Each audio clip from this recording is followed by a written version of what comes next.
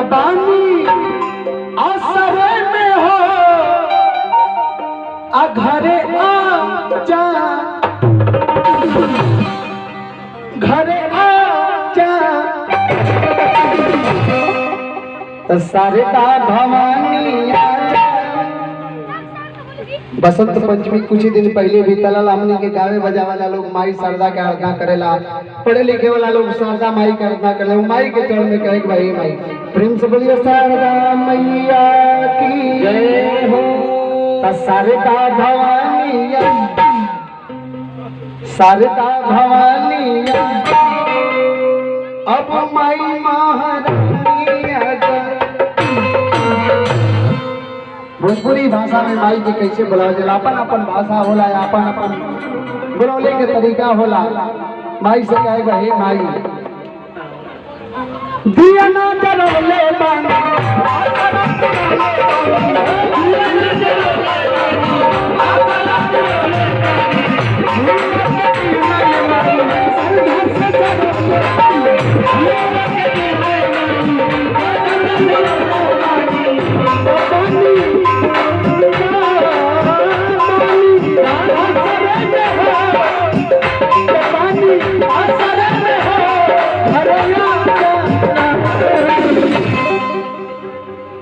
तो घरे आ जाना।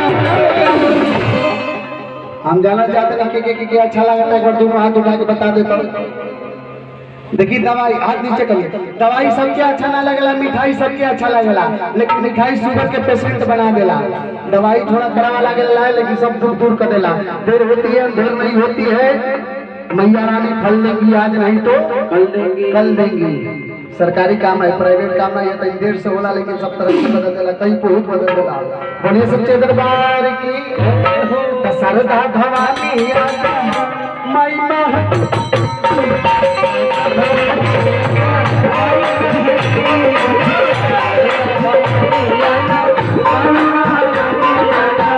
शारदा भवानी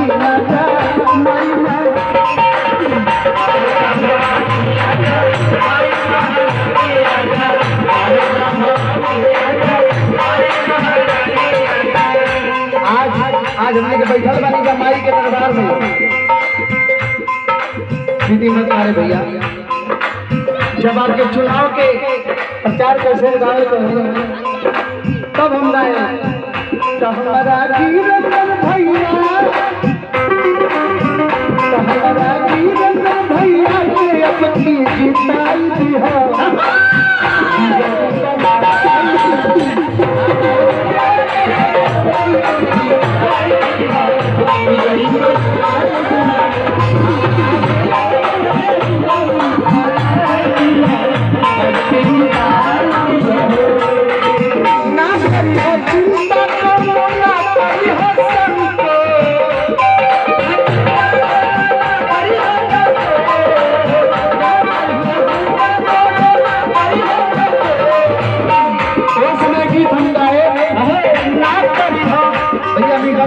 ना करी हो चिंता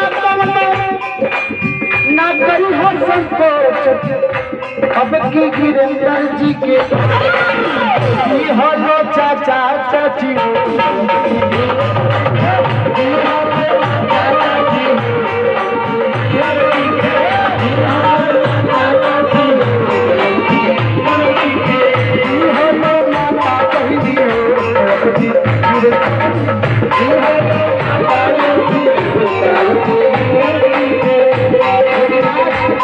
आज माई के दरबार में बैठल भाई जैसे माई के गौरव कहे माई शारदा माई महत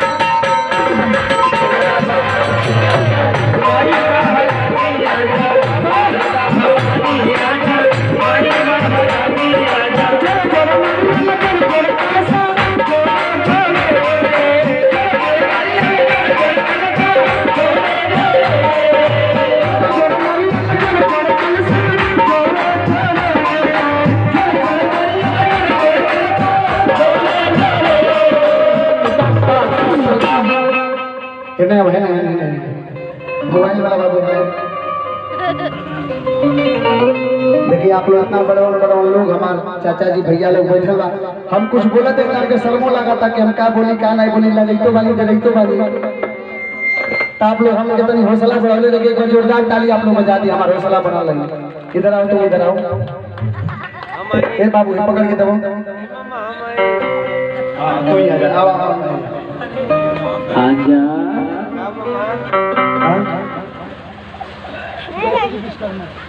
और आइए हमारे पिता समान है श्री जयश्री यादव विजय श्री विश्वकर्मा जी। देखिए हमसे कोनो गलती हो जाए तो 10 रुपए देके बोलवा दे सब। जैसे एक नाम होता है जो जुबान पे चढ़ जाता है वो बार बार वही आ जाता है, तो मैं फिर से आपसे कह रहा हूँ